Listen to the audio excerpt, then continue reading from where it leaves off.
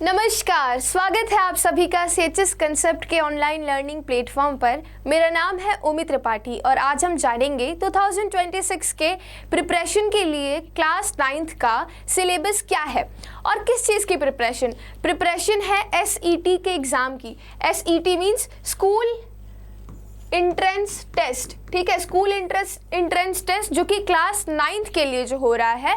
Class 9th कहाँ लिखा है भाई? क्लास 9th, चलिए मैं लिख देती हूँ। क्लास 9th के लिए ये एग्ज़ाम होगा और इस क्लास 9th के एग्ज़ाम के लिए क्या सिलेबस है आपका, आज हम ये जानेंगे। तो चलिए शुरू करते हैं इस वीडियो को।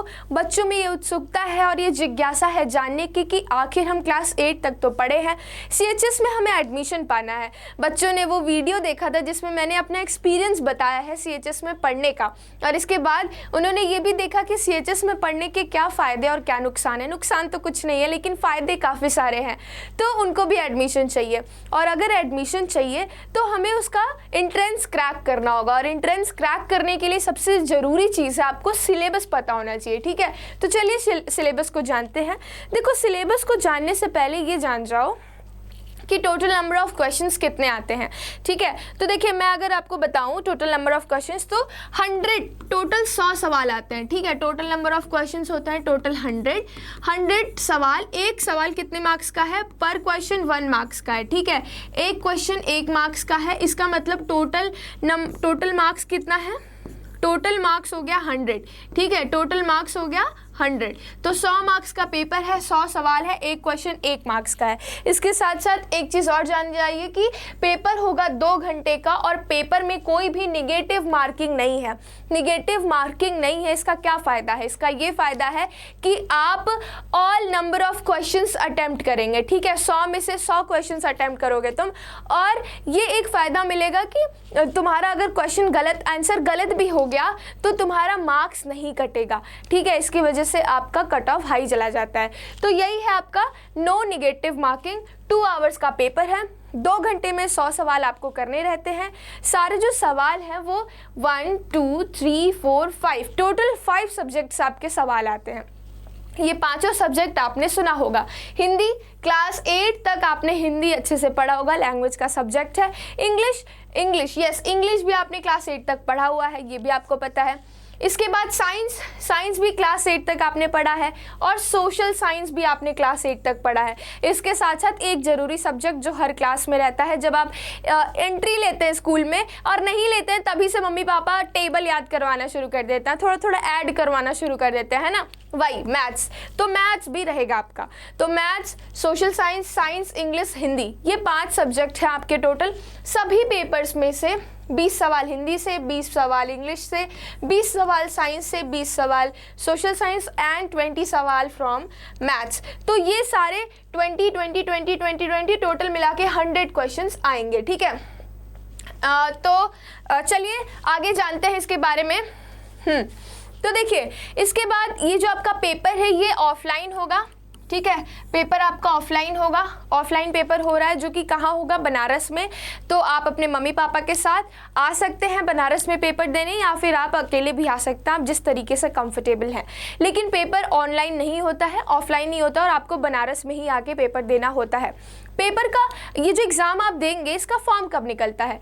तो फॉर्म जो है वो फॉर्म फरवरी में निकलता है। एक वीडियो मैंने बनाया है इस पर भी कि आखिर सीएचएस में एडमिशन का प्रोसेस क्या है, कब फॉर्म निकलता है, काउंसलिंग कब होती है, क्या क्या होता है, कट ऑफ आता है, काउंसलिंग होती है, देन एडमिशन होता है, फिर आप स्कूल जाते हैं, है ना। उसके बाद तैयारी कैसे करनी है, आज यही वीडियो है कि तैयारी आखिर कैसी करनी है, how to prepare for CHS. तो सीएचएस का जो हमने सिलेबस देखा, 5 सब्जेक्ट है, इन 5 सब्जेक्ट की तैयारी कैसे करें, है ना। एक सवाल है सीएचएस का, ये जो 5 सब्जेक्ट है इसके अंदर क्या क्या आ सकता है। हिंदी हम ये तो जान गए हिंदी, लेकिन हिंदी में आखिर क्या सब्जेक्ट्स हैं, हिंदी में क्या क्या टॉपिक्स हैं जो हमें पढ़ना है, इंग्लिश में क्या क्या ऐसे टॉपिक्स हैं जो हमें पढ़ना है, ऐसे ही science, social science and maths में क्या क्या ऐसे टॉपिक्स हैं जो पढ़ना है। ये एक बेसिक सवाल आता है। तो चलिए इस सवाल का जवाब देती हूँ मैं, और इसके साथ साथ बताऊँगी कि आप किस तरीके से प्रिपेयर करें फॉर 2026 जो कि आप नेक्स्ट ईयर देने वाले हैं एग्ज़ाम, ठीक है। तो चलिए, हाँ, ये चीज़ देख लीजिए, एग्ज़ाम कब होगा। एग्ज़ाम आपका सीएचएस का होगा last week of April, to second week of मे।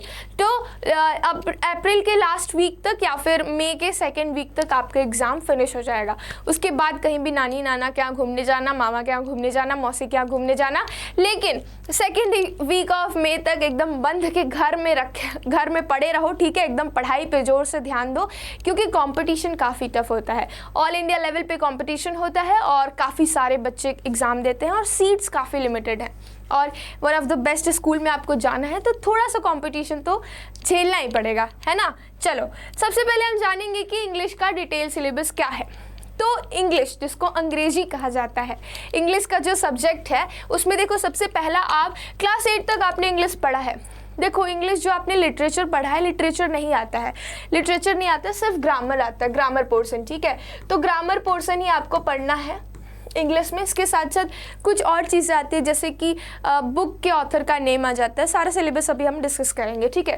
सबसे पहला parts of speech. Parts of speech में आप noun, pronoun, verb, adjective, adverb, preposition, conjunction and interjection, ये सारे टॉपिक्स पढ़ते हैं। सेकेंड आर्टिकल आता है, आर्टिकल से सवाल आते हैं, काफ़ी सवाल आर्टिकल से आते हैं, ठीक है। ये एक इंपॉर्टेंट टॉपिक है पार्ट्स ऑफ स्पीच, और आर्टिकल भी एक इंपॉर्टेंट टॉपिक है। तो इससे ए एंड द आर्टिकल होता है, ए एंड द, ए का प्रयोग कहाँ किया जाता है, एन का प्रयोग कहाँ किया जाता है, और द का प्रयोग। कोई सेंटेंस आपको दिया जाएगा, फिलिंग द ब्लैंक्स दिया जाएगा और आपको एक आर्टिकल भरना होगा, ठीक है। सिंगुलर और प्लूरल से भी सवाल आते हैं, हालांकि ये इससे बहुत ज़्यादा सवाल नहीं आता है, ठीक है, लेकिन इससे भी सवाल आते हैं। ये आपके सिलेबस में है, सो पढ़ना तो हमें सब पड़ेगा, ठीक। इसके बाद जेंडर, मस्कुलिन, फेमिनाइन, न्यूट्रल, कुछ सालों पहले इससे काफ़ी सवाल आते थे, लेकिन कुछ सालों से ज़्यादा सवाल इससे नहीं आ रहा है। इसके बाद एनिमल से सवाल आता है, एनिमल उनके बच्चे, क्राइज मतलब देयर बच्चे, एंड देयर यंग वंस। उसके बाद वर्ब के फॉर्म्स, यहाँ से सवाल आता है, वर्ब फॉर्म से, ठीक है।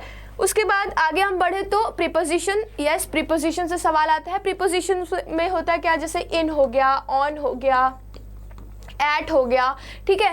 इन सब चीज़ों का प्रयोग, ये सब प्रीपोजिशंस है, तो इनका प्रयोग कहाँ पे किया जाता है। ऐसे फिलिंग द ब्लैंक्स होगा, कोई सेंटेंस होगा लिखा हुआ, फिर फिलिंग द ब्लैंक्स होगा, उसके बाद सेंटेंस होगा, तो यहाँ पे आपको फिलअप करना होगा प्रीपोजिशन को, ऐसा सवाल आता है। इसके साथ साथ figure of speech, figure of speech जैसे कि मेटाफॉर हो गया, ठीक है, सिमिले हो गया, कौन सा फिगर ऑफ स्पीच है, कोई आपको फ्रेज दिया जाएगा, इसमें कौन सा फिगर ऑफ स्पीच इस्तेमाल हुआ है, ये आपको बताना पड़ेगा। तो फिगर ऑफ स्पीच भी आपको पढ़ना होगा, ज़्यादा ही कॉम्प्लिकेटेड नहीं, एक दो बार पढ़ लोगे फिर भी हो जाएगा। इसके बाद सेंटेंस, सेंटेंस आता है, सेंटेंस जंबल सेंटेंस, जैसे कि कुछ सेंटेंस है, एक दो सेंटेंस आपको दिए गए हैं, रीअरेंज करके उनको अच्छे से बनाना होगा, ऐसे आ सकता है, ठीक है।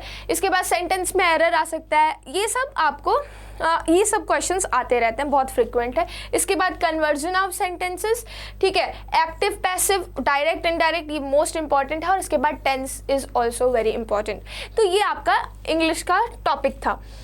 हाँ, कुछ और टॉपिक्स है, जैसे एंटोनिम्स और सिनोनिम्स, यहाँ से सवाल आते हैं, हर साल सवाल आते हैं, 4 सवाल आते हैं, 2 एंटोनिम्स से 2 सिनोनिम्स से, हर साल, ये लिख के ले लो, इससे तो आएगा ही। इसके बाद ईडियम एंड फ्रेजेस से भी हर साल सवाल आ रहे हैं, और वन वर्ड सब्सटीट्यूशन से भी सवाल आता है। स्पेलिंग एरर से भी सवाल आता है, आपको कोई स्पेलिंग दी जाएगी, लाइक ओबीडियंट, ठीक है, ओबीडियंट के अब आपको 4 ऑप्शंस दिए जाएंगे, चारों में डिफरेंट स्पेलिंग्स रहेंगी, और आपको बताना है कि ओबीडियंट की करेक्ट स्पेलिंग कौन सी है, और टिक लगा देना है, ठीक है। तो ऐसे स्पेलिंग एरर से भी सवाल आता है।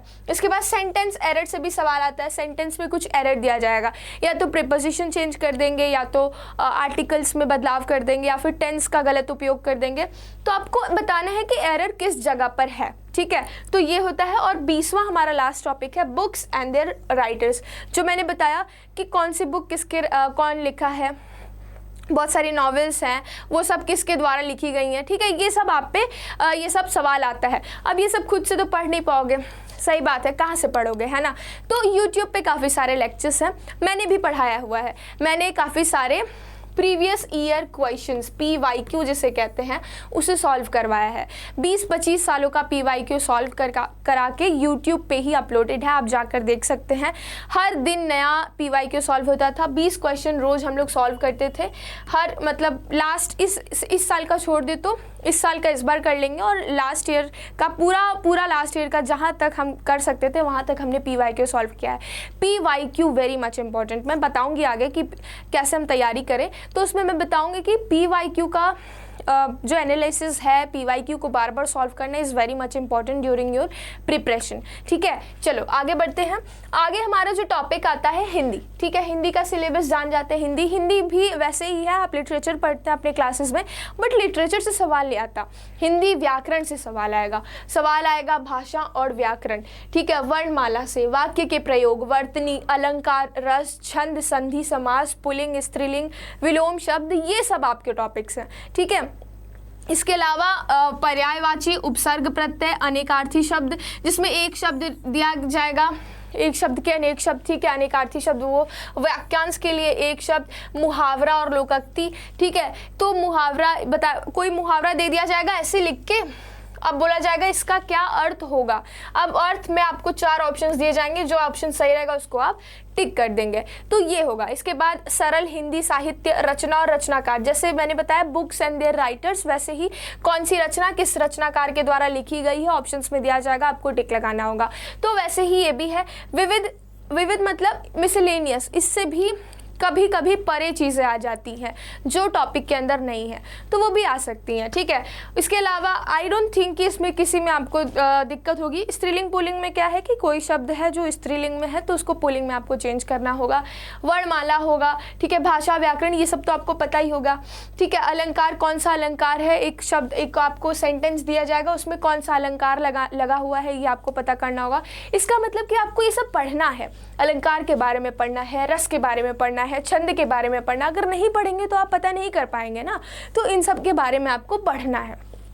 इसके साथ साथ पर्यायवाची, अनेकार्थी शब्द, वाक्यांश के लिए एक शब्द, मुहावरा, ये सब कुछ आपको पढ़ना पड़ेगा। ठीक है, बिना पढ़े आपका नहीं निकलने वाला है, तो पढ़ाई पे अभी से जोड़ देना शुरू कर दो। ठीक है, पढ़ाई पे थोड़ा ध्यान देना शुरू कर दीजिए। नेक्स्ट आगे बढ़ते हैं। अब हम लोग पढ़ेंगे साइंस के सिलेबस को। साइंस के सिलेबस को डिस्कस करने से पहले मैं आपको एक चीज़ बता दूं। देखो, साइंस जो है शायद अभी तक आपने नहीं पढ़ा होगा क्लास 8 तक। साइंस 3 भागों में विभाजित है, जो कि आप क्लास 9th में जाके तीनों अलग अलग पार्ट्स को पढ़ने वाले हैं। सबसे पहले आता है बायोलॉजी। ठीक है, बायोलॉजी, साइंस का मतलब बच्चों को सिर्फ बायोलॉजी ही पता होगा, तो मैं आपको बता दूं बायोलॉजी के साथ साथ एक होता है केमिस्ट्री। ठीक है, एक होता है केमिस्ट्री और दूसरा होता है फिजिक्स। तो ये होता है 3 भाग होते हैं साइंस के। सबसे पहला हम फिजिक्स का सिलेबस देखते हैं। फिजिक्स का सिलेबस क्या है? कुछ ज़्यादा सिलेबस है नहीं, सिलेबस ऐसे देख के बड़ा सा लगेगा, पर पता है सिलेबस क्या है? आपकी क्लास 8 का टोटल, आप मैं चैप्टर्स का नाम लूंगी और आप अपनी बुक को खोल के रखिए, आपकी क्लास 8 की ही सिलेबस है। क्लास 8 को तुम अच्छे से पढ़ो बेटा। ठीक है, मैं आपको बता रही हूँ, आपको CHS में एडमिशन चाहिए, आप क्लास 8 को बहुत अच्छे से पढ़िए।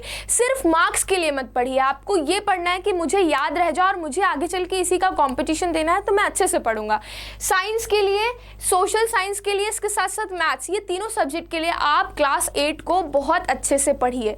इसके अलावा इंग्लिश और हिंदी के लिए आप प्रीवियस ईयर क्वेश्चंस को सॉल्व करिए, इनके लिए भी करिए। साइंस, सोशल साइंस और मैथ्स के लिए भी आपको प्रीवियस ईयर क्वेश्चंस अच्छे से सॉल्व करना होगा। ठीक है, इंग्लिश एंड हिंदी के लिए आपको थोड़ा सा एक्स्ट्रा पढ़ना पड़ेगा, क्योंकि वो आपको व्याकरण हमेशा नहीं पढ़ाया जाता है, और अगर आप प्राइवेट स्कूलों से हैं तो ज़्यादातर आपको व्याकरण नहीं ही पढ़ाया जाता है, तो उसके लिए आपको ध्यान देकर व्याकरण और ग्रामर को अच्छे से पढ़ना पड़ेगा यूट्यूब से या फिर कोई कोर्स लेकर। तो कोर्स, हमारा भी कोर्स आने वाला है कुछ दिनों में, जो आपको बताया जाएगा। मैं ये नहीं कह रही हूँ मेरा कोर्स खरीदो, ठीक है, मैं ये कह रही हूँ जहाँ से तुम्हें मटेरियल मिल रहा है, जहाँ से तुम पढ़ पा रहे हो वहाँ से पढ़ो, पढ़ना तुम्हारा ज़्यादा ज़रूरी है। ठीक है, चलिए, तो फिजिक्स जो है, फिजिक्स का सिलेबस देखते हैं। फिजिक्स में सबसे पहला फोर्स एंड प्रेशर, फ्रिक्शन, दूसरा है फ्रिक्शन। फ्रिक्शन एक कंसेप्ट है, आपके क्लास 8 के बुक में होगा। ठीक है, साउंड एक टॉपिक है जो आपकी बुक में ही होगा, एक चैप्टर होगा साउंड के बारे में आता है। Chemical effect on electric currents, जिसे विद्युत धारा के रासायनिक प्रभाव कहते हैं।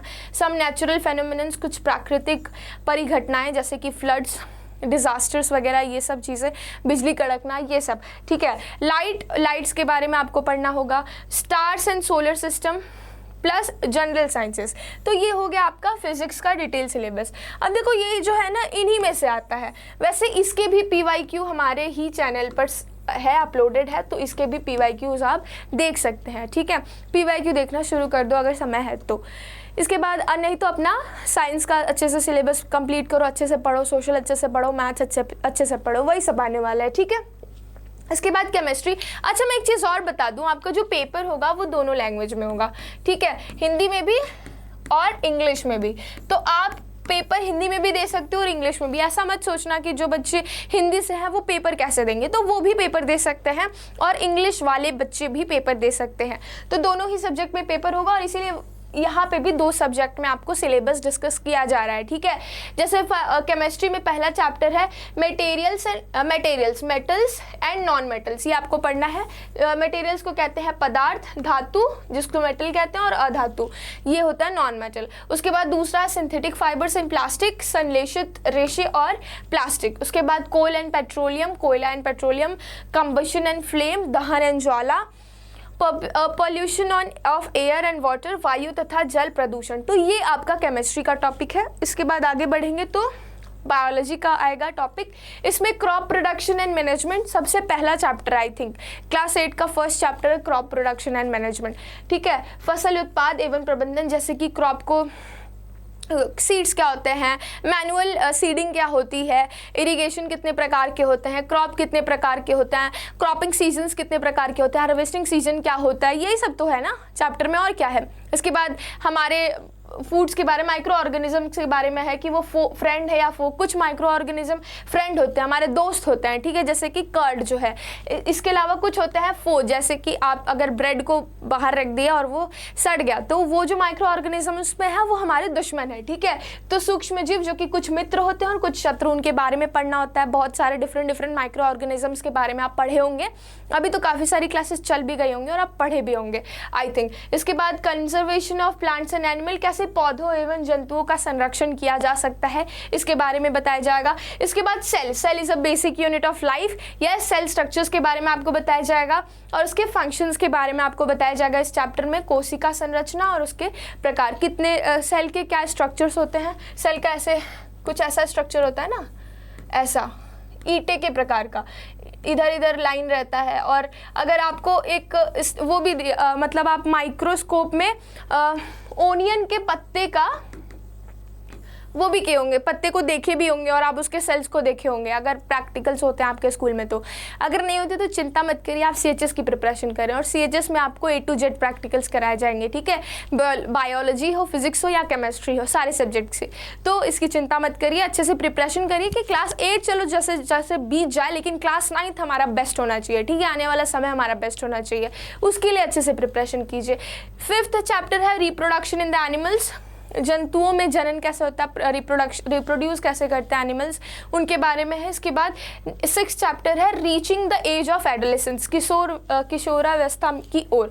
आप भी शायद जा ही रहे होंगे और कुछ बच्चे पहुंच गए होंगे। तो एडोलेसेंस का जो एज है, एडम्स एप्पल के बारे में पढ़ेंगे, ठीक है। बहुत सारी चीज़ें, प्यूबर्टी के बारे में पढ़ेंगे। तो ये सारे चैप्टर्स आपके बायोलॉजी के हैं। तो साइंस काफ़ी इंटरेस्टिंग है, फिजिक्स, केमिस्ट्री एंड बायोलॉजी तीनों। और अगर मन से पढ़ो तो सारा कुछ वही है जो तुम निजी जीवन में जी रहे हो, तो ज़रूरी भी है इसको जानना। तो इस वजह से मन से पढ़ो ताकि आपकी लाइफ भी इफेक्ट ना हो और आपका वो जो तैयारी है वो भी अच्छे से चले, ठीक है। चलिए, साइंस का तो चैप्टर हो ही गया, इसके साथ साथ मैथमेटिक्स का चैप्टर देख लेते हैं। मैथ्स में भी आपका वही सिलेबस है जो आपके क्लास 8th में है, ठीक है। चलो मैं चैप्टर इधर मिलाती हूँ, तुम वहाँ मिलाओ बुक में।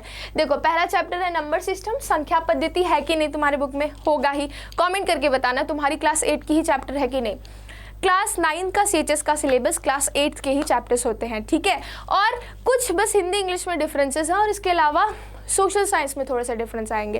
बाकी साइंस और मैथ्स तो बिल्कुल सेम ही होता है, ठीक है। सेकंड चैप्टर है linear equation in one variable, एक चर वाला रैखिक समीकरण, रेशियो एंड प्रोपोर्शन, अनुपात तथा समानुपात, यूनिटरी मेथड, एकाकी नियम, फिर परसेंटेज, प्रतिशत, प्रॉफिट एंड लॉस, ये लाभ और हानि, ये सब आपके सिलेबस है। इन सबको आपको पढ़ना होगा और क्वेश्चंस को सॉल्व करना होगा, ठीक है। Time and work, simple interest, compound interest, circle, area of rectangle and the square, rectangle and square, ठीक है। तो इसके एरिया के बारे में आपको पढ़ना होगा। इसके बाद स्क्वायर एंड स्क्वायर रूट्स क्या होते हैं और स्क्वायर क्या होता है, 2 का स्क्वायर क्या है, ठीक है। अरे रुकिए, 2 का स्क्वायर क्या है। इसके साथ साथ आप 20 तक का तो स्क्वायर याद ही करके रखे होंगे, आई थिंक याद होना चाहिए, ठीक है। तो ये स्क्वायर एंड स्क्वायर रूट, ये सबसे भी सवाल आता है। क्यूब रूट नहीं है क्या इस बार, ठीक है, ठीक है। क्यूब एंड क्यूब रूट भी है, ठीक है। ये जो 2 है इसका क्यूब रूट क्या होगा, वैसे 20 का क्यूब रूट क्या होगा, ये तो याद करवा दिया जाता है बच्चों को। फैक्टराइजेशन, गुणनखंड, ठीक है, area of trapezium and polygon, volume and surface area of solids, exponents, probability, simplification. तो ये आपके सिलेबस है मैथ्स के, ठीक है, मैथ्स का ये सिलेबस हो गया। मैथ्स का ये सारा सिलेबस आपके क्लास 8 के सिलेबस से मिल रहा है। इसके भी PYQ सॉल्व्ड है, आप चाहें तो देख सकते हैं और इसकी भी तैयारी कर सकते हैं। इसके साथ साथ आगे बढ़ें और सोशल साइंस का देखें तो सोशल साइंस भी आपका देखो पहला पार्ट होगा उसका हिस्ट्री, वो 4 पार्ट्स में डिवाइड है, हिस्ट्री, दूसरा है ज्योग्राफी, तीसरा है पॉलिटी और चौथा है इकोनॉमिक्स। तो ये 4 सब्जेक्ट हैं। जब आप क्लास 9th में जाएंगे और या फिर हो सकता है क्लास 11th में जाके आपने humanities as a subject choose किया है, ठीक है। अभी कुछ बच्चे सोच रहे होंगे अरे मैम क्या बात करती है, ह्यूमैनिटीज़ हम आर्ट्स ले सकते हैं, ऐसा कभी नहीं हो सकता। पर तुम जब क्लास 10th पास करोगे तो आपके पास अच्छा सा ऑप्शन रहेगा, नहीं मुझे ह्यूमैनिटीज़ ही लेना, तब आपको लगेगा नहीं ह्यूमैनिटीज़ ही लेना चाहिए। तो कुछ बच्चों का अभी मूड नहीं होगा, पर हो सकता है आगे हो। तो देखो क्लास 11th में जब आप ह्यूमैनिटीज़ चूज़ करेंगे तो आपको ये चारों सब्जेक्ट अलग अलग पढ़ना होगा, ठीक है। तो इसके साथ साथ यही है 4 सब्जेक्ट होते हैं, जैसे साइंस में 3 सब्जेक्ट है वैसे ही सोशल साइंस में ये 4 सब्जेक्ट्स हैं। इसके साथ साथ करंट अफेयर है, करंट अफेयर जो आपके पेपर में आएगा, और मिसलेनियस मतलब इसके साथ और भी स्टैटिक पोर्शन में से कुछ भी आ सकता है, ठीक है। तो करंट अफेयर तो आपको रोज़ क्लासेस चलेंगी कुछ दिनों में, तो आप उसे भी करिएगा। इसके साथ साथ हिस्ट्री में क्या आता है कि हिस्ट्री आपने भारत का इतिहास पढ़ा होगा, भारत का इतिहास, भारत की हिस्ट्री जो है, इंडिया की हिस्ट्री वही आएगा। वर्ल्ड की भी हिस्ट्री आती है, वैसे 3 भागों में डिवाइडेड है, एक होता है एंशियंट, दूसरा होता है मेडिवल और तीसरा होता है मॉडर्न। मेडिवल में आपने मुगल इसके साथ साथ मुस्लिम रूलर्स जो हैं इंडिया में उस टाइम पीरियड को आप पढ़ेंगे। एंशियंट टाइम पीरियड में आप देखेंगे कि कैसे वेद आया, ठीक है, वेद की रचनाएं हुई, वैदिक पीरियड, लेटर वैदिक पीरियड, उसके बाद जो भी चोलाज और ये साउथ इंडियन में जो भी किंग्स आए, फिर ऊपर कन्नौज के लिए जो भी राजाओं का झगड़ा हुआ, मतलब जो राजपूत रूलर्स थे उनके बारे में आप पढ़ेंगे। और उसके बाद मेडिवल पीरियड में कैसे मुस्लिमों का आक्रमण हुआ, मोहम्मद गोरी और फिर गजनी, ये सब लोग आए और फिर पूरा भारत जो है मुस्लिम के अधीन हो गया। और उसके बाद मॉडर्न पीरियड में पढ़ेंगे कैसे यूरोपियंस का हमला हुआ, यूरोपियंस ने कॉलोनीज़ इस्टेब्लिश की और उसके बाद धीरे धीरे कॉलोनीज़, ठीक है, कॉलोनीज़ आई थिंक आपको पता ही होगा, यूरोपियंस ब्रिटिशर्स जो आए थे वो उन्होंने कॉलोनीज़ इस्टेब्लिश की और उसके बाद उन्होंने पूरा कब्जा लिया भारत को। और फिर 1947 के बाद इंडिया आज़ाद हुआ, हमारा खुद का कॉन्स्टिट्यूशन आया 1950s में, और उसके बाद धीरे धीरे हम आज यहाँ तक पहुँच गए। तो वो सब कुछ आप पढ़ेंगे हिस्ट्री में, ठीक है। ज्योग्राफी में आप क्या पढ़ेंगे? Geography is basically I think यहाँ पे होगा, अच्छा कुछ नहीं है, चलिए मैं बता देती हूँ। ज्योग्राफी में आप पढ़ेंगे लैंडफॉर्म्स को, ठीक है। ज्योग्राफी देखो 2 तरह की होती है। सबसे पहला तो होता है ह्यूमन ज्योग्राफी। ह्यूमन ज्योग्राफी में आप ह्यूमन फुटप्रिंट्स पढ़ेंगे, ह्यूमन के द्वारा बनाई गई लैंडस्केप्स। इसके साथ साथ दूसरा होता है फिजिकल ज्योग्राफी। फिजिकल ज्योग्राफी में आप नेचर के द्वारा बनाई गई लैंडस्केप्स को पढ़ेंगे, जैसे रिवर्स के बारे में पढ़ेंगे, माउंटेन्स के बारे में पढ़ेंगे, ठीक है, रिवर, माउंटेन, लेक्स के बारे में पढ़ेंगे, बहुत सारी चीज़ें। लैंडफॉर्म्स के, इंडिया का लैंडफॉर्म कैसा है, कहाँ माउंटेन है, कहाँ रिवर है, कहाँ डेल्टा है, कौन सा एरिया, कोस्टल रीजन्स क्या है इंडिया पे, ये जो इधर श्रीलंका है, इधर थोड़ा इधर पे अंडमान एंड निकोबार है, इधर बे ऑफ बंगाल है, यहाँ अरेबियन सी है, इन सब के बारे में आप पढ़ेंगे, ठीक है। पूरा इंडिया का फिजियोग्राफी पढ़ेंगे। तो ये हो गया आपका ज्योग्राफी। ज्योग्राफी के बाद आप पढ़ेंगे पॉलिटी। यस, पॉलिटी में आप पढ़ेंगे हमारे कॉन्स्टिट्यूशन को, ठीक है, कॉन्स्टिट्यूशन को। इसके साथ साथ हमारा जो भी जो भी हमने फ्रीडम के लिए फ़ाइट किया उस दौरान, जो भी नए नए गवर्नमेंट ऑफ इंडिया एक्ट आई, ये सब जो भी चीज़ें हैं पॉलिटी के अंदर, वो सारी चीज़ें आप पढ़ेंगे, ठीक है। आज के समय में भी जो हमारी कॉन्स्टिट्यूशन में जो आर्टिकल्स है, फंडामेंटल राइट हो गया, फंडामेंटल ड्यूटीज़ हो गया, इन सब के बारे में आप पढ़ेंगे पॉलिटी में। इसके साथ साथ एक टॉपिक आता है इकोनॉमिक्स। इकोनॉमिक्स में आप पढ़ेंगे अर्थव्यवस्था को, इंडिया की अर्थव्यवस्था को पढ़ेंगे, ठीक है। तो वो भी आपको पढ़ाया जाएगा डिटेल में, वो आपको पढ़ना पड़ेगा डिटेल में, और पढ़ाया तो जाएगा ही, यूट्यूब पे भी पढ़ाया जाता है, क्लासेस चलती हैं, कुछ फ्री क्लासेस भी चलती हैं, आपको कोर्स भी लेना पड़ता है और कुछ आप चीज़ें खुद से भी पढ़ते हैं, ठीक है।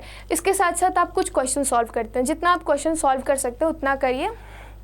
क्योंकि क्वेश्चन सॉल्व करने से ही कुछ होने वाला है। ठीक है, तो चलिए ये हो गया सिलेबस। आई थिंक कि आपको सिलेबस में कोई कन्फ्यूज़न नहीं है। अगर सिलेबस में कोई एक कन्फ्यूज़न है तो आप मुझे कमेंट में पूछ सकते हैं, क्योंकि हमारा पहला स्टेप यही है कि हमें सिलेबस क्लियर होना चाहिए, तभी तो हम तैयारी करेंगे। तैयारी सिलेबस की होगी तो तैयारी जो है वो अच्छे से होने के लिए सिलेबस क्लियर होना चाहिए। ठीक है, तो सिलेबस अच्छे से पढ़ो, सिलेबस को ध्यान दो, सिलेबस को एक जगह लिख लो, लिख के टांग वांग लो कहीं पे, और उसके बाद एक एक टॉपिक उठा के पढ़ना शुरू कर दो। ठीक है, अभी समय है थोड़ा, तो आराम से पढ़ना शुरू करिए। मतलब आराम से रुकिए मत, धीरे धीरे पढ़िए, पर पढ़िए। कंसिस्टेंसी जरूरी है। ठीक है, आपके सक्सेस के लिए दो चीज़ें ज़्यादा जरूरी है, एक हार्ड वर्क, दूसरा कंसिस्टेंसी। तो हार्ड वर्क करना तो होगा ही, और कंसिस्टेंसी मतलब रेगुलरिटी आप में होनी चाहिए। ठीक है, इसके साथ साथ आप PYQ पढ़िए। PYQ जैसा कि मैंने बताया, एक एक टॉपिक को आप उठा के टॉपिक वाइज स्टडी करिए। ठीक है, और कोई भी डाउट हो तो आप हमसे पूछ सकते हैं कमेंट्स में। चलिए मिलते हैं अगली वीडियो में किसी नए टॉपिक के साथ। जिस टॉपिक में आपको कन्फ्यूज़न है आप मुझे उस टॉपिक को कमेंट करके बताइएगा। इसके साथ साथ वीडियो अच्छी लगी तो लाइक करिएगा, और चैनल को सब्सक्राइब करके बेल आइकन को प्रेस कर दीजिएगा, ताकि हमारी आने वाली नोटिफिकेशंस आपके पास पहुंच सके। ठीक है, थैंक यू।